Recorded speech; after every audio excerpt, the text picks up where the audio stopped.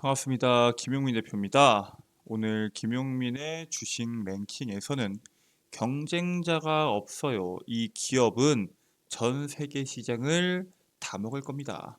최근의 시장의 흐름을 보면은 개별주들의 강세들이 눈에 띕니다. 하지만 하반기에는 앞으로는 규모가 큰 글로벌 산업들이 시장을 주도할 확률이 상당히 높고요. 오늘 여러분들께 말씀드릴 해당 산업과 그 산업에 대한 수혜주는 그 시장을 이끌 수 있는 산업의 대표적인 수혜 종목을 말씀드릴 예정입니다.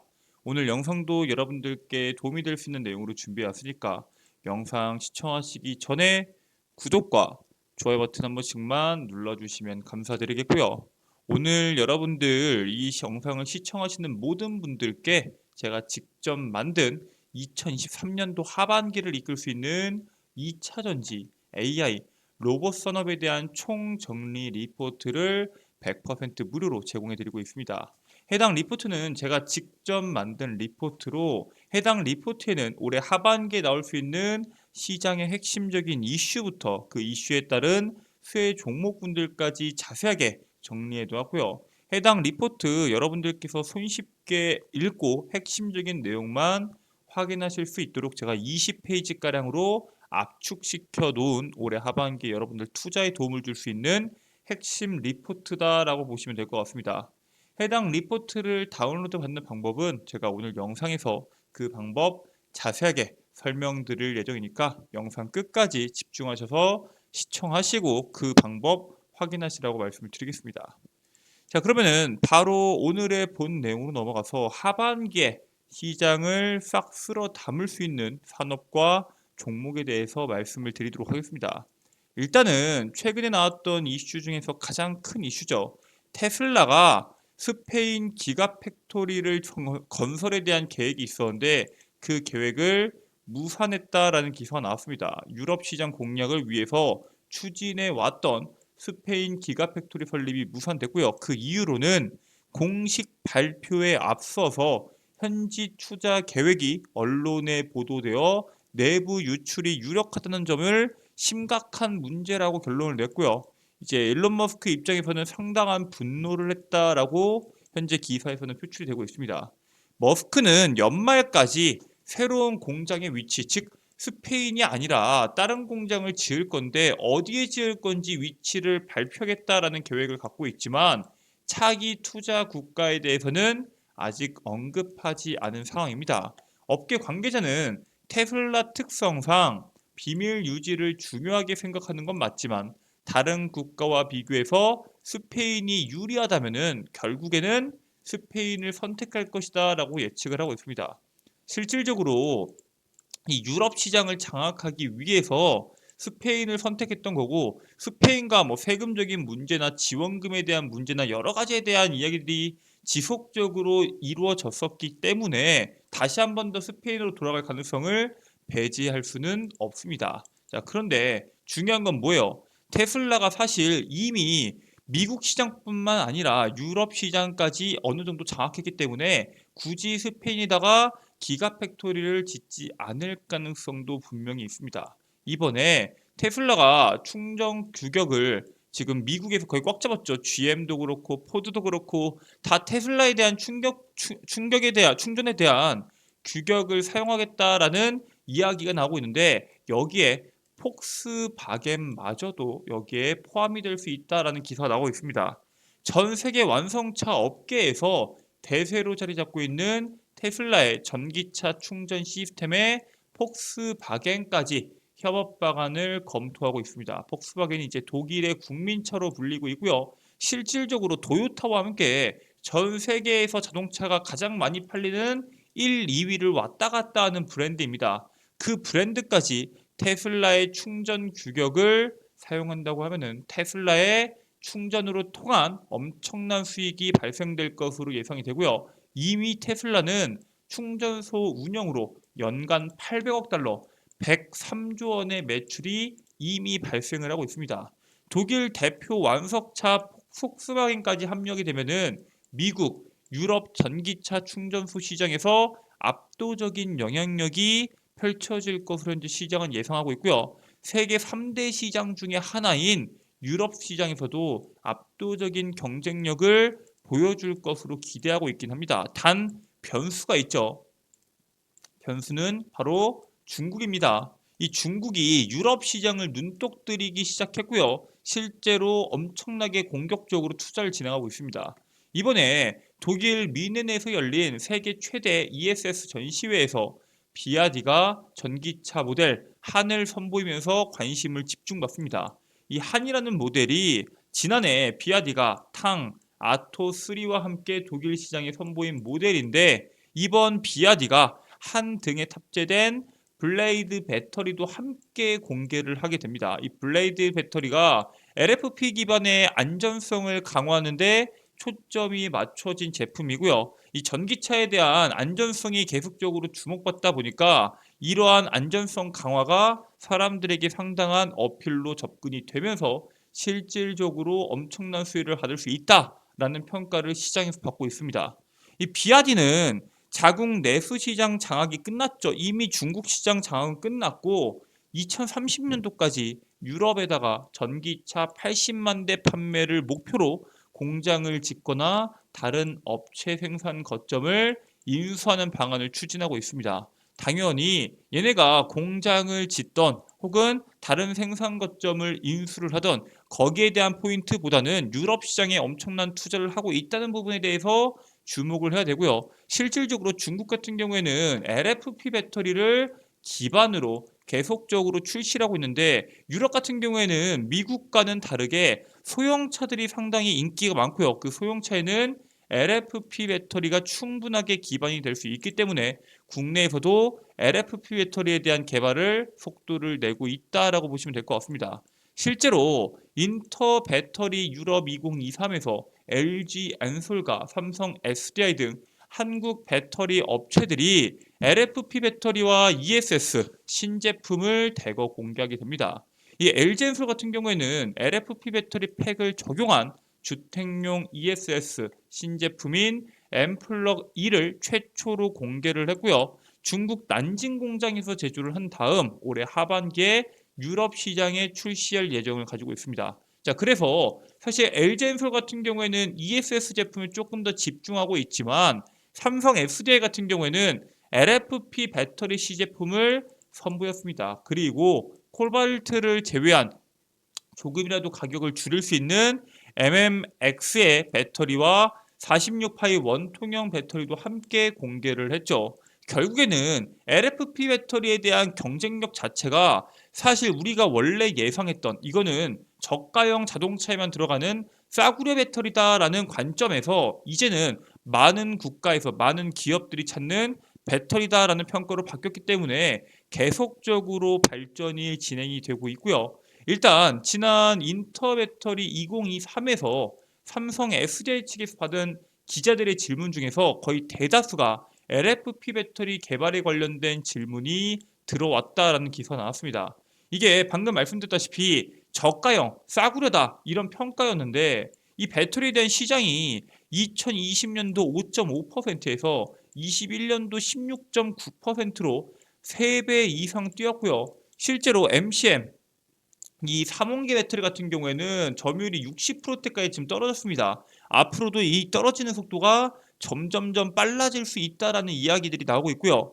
이 LFP 배터리에 대한 약점이 뭐예요? 에너지 밀도가 낮기 때문에 주행 거리가 짧다라는 내용이었는데 그럼에도 불구하고 얘 에너지 밀도가 낮으나 80% 정도로 충전을 권장하는 3원계 배터리와는 다르게 100%를 완충해도 열화 현상이 적어서 배터리 수명이 길다는 장점을 부각이 되고 있고요. 실제로 이 시장성 LFP 배터리가 좋냐 아니면 3원계 배터리가 좋냐라고 했을 때 뭐가 더 좋다라는 거를 누가 결정하나요?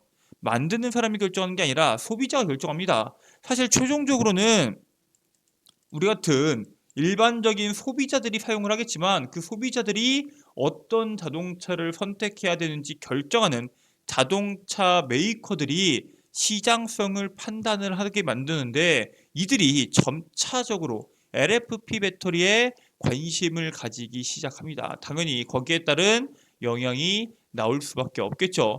이번에 그래서 우리나라뿐만 아니라 미국 배터리 업계에도 LFP 배터리에 대규모로 투자를 하고 있습니다.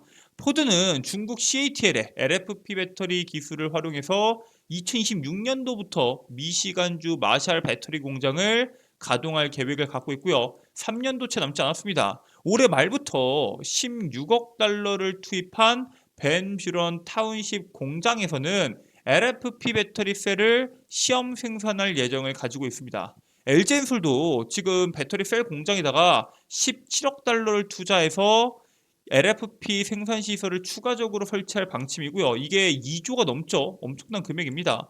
중국의 고션, 노르웨이의 스타트업 프레이어, 이스라엘의 ICL 그룹도 미국에다가 5천억에서 많게는 3조까지 LFP 배터리 투자를 진행하려고 준비하고 있습니다. 당연히 거기에 따른 영향력이 나올 수밖에 없고요. LFP 배터리에 대한 긍정적인 내용들이 계속적으로 쏟아져 나오다 보니까 이제 기업들이 하나둘씩 장착을 하기 시작하고 그게 본격적으로 시작하는 게 바로 올해 하반기입니다. 하반기에 29일 업계에 따르면은 LFP 배터리를 탑재한 중국 생산 테슬라 모델 Y가 하반기에 출시될 예정이고요. 얼마 남지 않았죠. 이게 모델 Y RWD, 이 후륜구동을 말합니다. 후륜구동. 배터리 용량이 56.88kWh예요. 근데 기존에 판매되던 모델 Y의 롱레인지와 퍼포먼스 모델은 84.96kWh 정도 수준보다 훨씬 더 작은 수준이고요. 이게 2021년도에 스탠다드 모델이 5,990만 원에 팔렸습니다. 롱레인지는 6,999만 원에 팔렸으니까 한 1,000만 원 정도 차이가 나죠. 아니 모델 Y 스탠다드랑 RWD랑 무슨 차이냐? 이게 9버전 이름입니다. 사실상 스탠다드랑 RWD랑은 같은 뜻이고요. 결국에는 LFP 배터리를 사용하면은 지금 차값의 1,000만 원을 빼주겠다라는 게 오늘 여러분들께서 이해하셔야 하는 핵심입니다. 즉 이제 내가 만약에 장거리를 뛰어야 된다. 나는 장거리를 많이 뛰고 한 번 이동할 때 200km, 300km 많이 움직인다 하면은 당연히 3원기 배터리를 쓰는 게 맞지만 나는 10km씩 출퇴근밖에 안 한다 하는 사람들을 맞춰서 LFP 배터리를 사용하는 것도 전혀 나쁠 게 없다라고 보고 있는 거죠. 실제로 KG 모빌리티는 올해 11월에 토레스 EVX를 출시할 예정이고요. EVX에는 비아디 LFP 배터리가 탑재가 됩니다. 즉 LFP 배터리에 대한 시장 점유율은 계속적으로 올라갔다라고만 여러분들께서 이해하시면 될 것 같아요. 자, 그런데 LFP 배터리보다 이왕 금액 차이 많이 안 나는 거 1,000만 원 더 주고 장거리를 뛸 수 있는 퍼포먼스 모델이나 롱레인지 모델을 이용해야 되는 거 아니냐? 굳이 LFP 배터리가 들어간 전기차를 내가 사야 되냐라고 물어보실 수 있습니다. 그런데 지금 테슬라를 비롯해서 수입차 브랜드들이 계속적으로 3,800만 원 이하의 전기차를 출시하고 있습니다. 당연히 거기에 따른 사람들의 이 자동차, 전기차에 대해 소모할 수 있는 비용은 계속적으로 줄어들 수밖에 없고요. 볼보는 프리미엄 소형 전기차인 EX30을 공개를 이번에 했죠. 국내 출시 일정과 가격대는 정해지지 않았지만 볼보의 CEO는 EX30은 내연기관차와 상당히 유사한 가격대를 형성하게 될 것이다 라고 발언을 했고요. 실제로 가격도 상당히 높지 않게 평가가 되었습니다. 얼마 전에 가격 측정된 게 인터넷에 공개가 되었죠. GM 같은 경우에는 보급형 전기차 이코넉스 EV를 국내 출시가 공식화되지는 않았지만 3만 달러 가격으로 출시될 것으로 현재 시장은 예상을 하고 있습니다. 여기까지만 본다고 하더라도 여러분들께서 지금 LFP 배터리와 그 다음에 각 국가별로 어떠한 배터리를 많이 쓰는지 어느 정도 가닥이 잡히실 겁니다. 근데 앞으로는 시장의 분위기가 바뀔 겁니다. 지금 국내 K배터리가 LFP 배터리에 사활을 걸고 투자하는 이유가 있습니다. 바로 볼보의 이번 전기차 성능에 따라서 EV30 플러스와 EV30 울트라가 있는데 EV30 플러스 같은 경우에는 소비자에게 LFP 배터리와 NCM 배터리 중 하나를 선택할 수 있도록 선택권을 제공합니다. 무슨 뜻이에요? 결과적으로 내가 내 삶의 라이프에 맞춰서 배터리를 장착해서 원하는 자동차를 쓸 수 있도록 도와주려는 게 바로 이렇게 배터리를 선택할 수 있는 선택권을 제공하는 옵션이다라고 보시면 될 것 같고요. LF 배터리 같은 경우에는 1회 충전에 344km를 갑니다. 가격은 5,571만 원. 3원기 배터리 같은 경우에는 1회 충전에 480km를 갈 수 있고요. 주행에 가능한 자동차에 대한 금액은 6,354만 원으로 가격은 800만 원 정도가 차이가 납니다. 이미 테슬라는 이러한 방식을 진행하고 있죠. LF 배터리를 사용하는 전기차가 있고요. 3원계 배터리를 사용하는 전기차가 있습니다. 그리고 여기에 맞춰서 미국의 포드도 배터리 버전 차를 따로 판매할 계획을 가지고 있습니다. 즉 마찬가지로 여러분들께서 결과적으로 봤을 때 이 나의 라이프에 맞춰서 전기차를 선택하는 비중이 점차적으로 늘어날 거고요. 우리나라 같은 경우에는 3원계 배터리에 대한 기술력이 상당히 높기 때문에 LFP 배터리로 넘어가는 데까지 기술 개발이 그렇게 오래 걸리지 않을 거라고 시장은 판단하고 있습니다. 반대로 LFP 배터리를 만들고 있는데 3원계 배터리로 넘어가는 거는 쉽지 않을 것이다 라고 현재 시장은 판단하고 있거든요. 즉 현재 입장에서는 여러분들이 보셨을 때와 같이 시장에서 계속적으로 수혜를 받을 수 있는 그러한 종목군들을 찾아볼 필요가 있고요. 자, 그리고 이 상황 속에서 만약에 내가 LFP 배터리도 좋고 3원계 배터리도 좋은데 이 두 개에 대한 배터리에 대한 기술력이 이미 한계에 도달을 했습니다. 자, 그러면은 이 한계에 도달한 주행 거리를 늘릴 수 있는 방법이 뭐가 있을까요? 바로 다이어트입니다. 차의 무게를 내리는 거죠. 주행 거리를 늘릴 수 있는 방법으로 경량화 기술이 주목을 받고 있습니다. 10%만 경량화를 해도 연비와 성능이 4에서 6%, 제동 거리는 5% 단축되고 가속 성능도 8% 정도 향상이 됩니다. 실질적으로 일반적인 자동차가 뭐 1,500km, 1,800km가 되는데 전기차는 여기에서 300km가 추가가 됩니다. 그래서 상당히 무거운 게 전기차죠. 배터리에 대한 무게도 있으니까요. 테슬라는 기가프레스 방식을 생산해서 기존 제조 방식 대비 30% 가벼운 차체를 보유하고 있고요. 주행거리에 당연히 유리할 수밖에 없습니다. 이게 LFP 배터리도 정말 좋고 NCM 배터리도 정말 좋지만 방금 말씀드렸던 것처럼 개발에 대한 한계가 명확합니다. 결과적으로 언제까지 이렇게 돌 수는 없고요. 언젠가는 이 부분에 대해서 전고체 배터리로 넘어가야 될 텐데 그 넘어가기 전 단계에서 지금 상태에서 배터리 성능을 올리는 것보다 차량의 무게를 낮춰서 주행거리를 늘리는 게 훨씬 더 현실적이다라고 말씀을 드리고요. 그렇기 때문에 주행거리 향상을 가능하게 해주는 차량의 경량화 수혜주들을 우리가 주목해 볼 필요가 있다라고 말씀을 드리고요. 오늘 여러분들께는 자동차 중량화 관련주에 대해서 말씀을 드리려고 합니다. 일단 첫 번째입니다. 한주 라이트 메탈입니다. 얘네는 국내외에서 완성차 기업에 알루미늄 경량화 부품을 공급하는 자동차 부품 제조사입니다. 현대기아차를 비롯해서 GM, 포드, 글로벌 자동차 업체를 고객사로 확보했고요.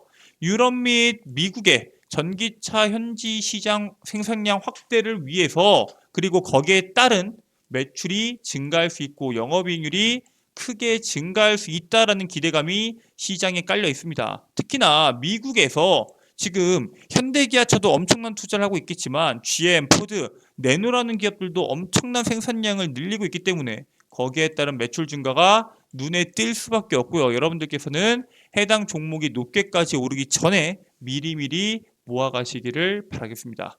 자, 그리고 두 번째 종목은 에코플라스틱입니다. 비교적 높은 종목이지만 빠질 때마다 천천히 모아가신다 생각하시면 될 것 같고요. 얘네는 범퍼와 콘솔 등 플라스틱 자동차 부품을 제조하는 기업입니다.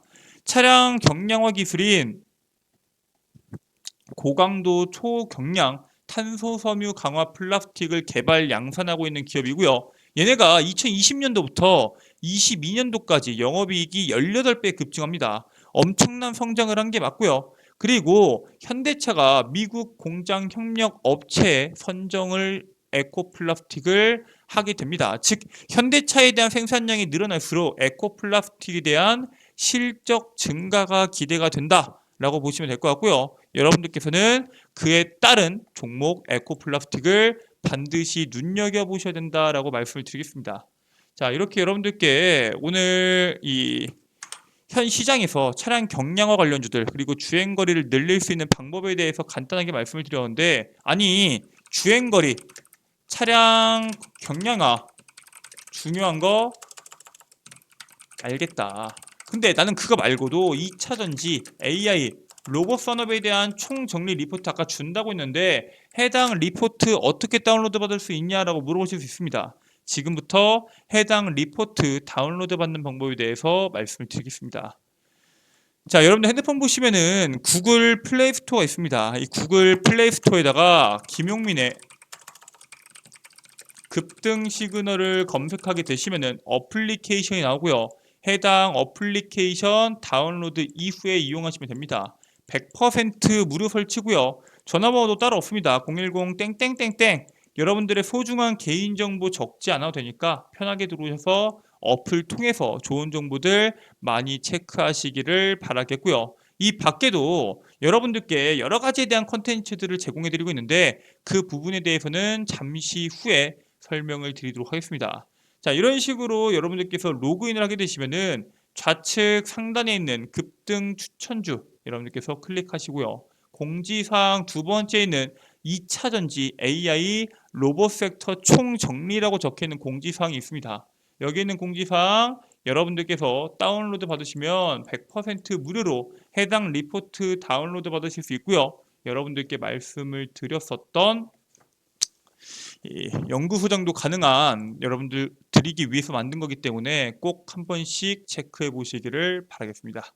이 밖에도 제가 매일매일 직접 종목을 선별해서 업로드 해드리는 급등 추천주, 매일매일 장 시작 30분 전에 여러분들께 관심 종목과 그와 관련된 관련주들을 업로드 해드리는 장전 급등 뉴스, 매일매일 시장에서 나오는 강한 급등주들 왜 급등했는지 정리해서 여러분들께 업로드 해드리고 있는 다양한 콘텐츠들 100% 무료로 여러분들께서 이용 가능하니까 꼭 시간 내셔서 어플리케이션 이용하시고 참고하셔서 수익을 내시길 바라겠습니다.